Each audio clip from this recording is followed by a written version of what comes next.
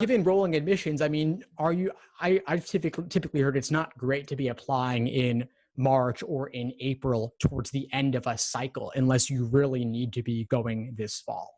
I think everything goes out the window for this coming cycle Mm. in terms of timelines. So I wouldn't be surprised at all if things really kind of get moved back for when people are submitting and when they feel that they have scores that they're happy with.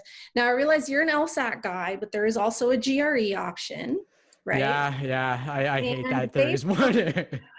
they purport to have an at-home GRE that they're offering to people who live in certain countries, to include the United States. However, not all law schools accept the GRE, right?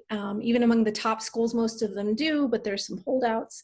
The other problem we've discovered is we have applicants who need accommodations, and when they contact GRE to try to register for this at-home version, they're told, "Oh no, that won't work if you have accommodations. Sorry, we'll figure that out eventually," right? Which seems like a sort of a terrible policy to have, among other things, among other problems, right? So I don't know that I feel totally comfortable saying, "Oh, just go take the GRE," right? Because there are a good number of people who, first of all, don't have that option to take it at home because they don't fall into one of the categories of people who can take it at home, but also because so many schools don't take it that it might not be a good investment for someone. Yeah, I think that's fair. And also, as we know, there's such a tiny percentage of applicants actually accepted with the GRE. I don't think anyone's getting it with the GRE who wouldn't have gotten in with the LSAT. Yeah, I get asked all the time, like, "Oh, can I take the GRE instead of the LSAT?" And, we just don't have a lot of historical data, right? It is new. It is an experiment for the law schools. I don't know that they'll take it forever, right? Maybe they like it, maybe they don't.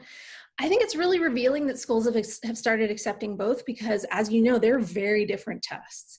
So if they're testing these very, very different things, like what's the point of using it in your admissions process, right? If they're not even taking the same kinds of tests, right? And they're measuring very different things. So that's wonky to begin with. Thanks for tuning into the show. Please subscribe if you haven't done so already to be notified of new episodes as I release them. And feel free to reach out if you need anything at all as you move forward with your prep. I'm happy to help however I can. In the meantime, I'll wish you all the best and take care.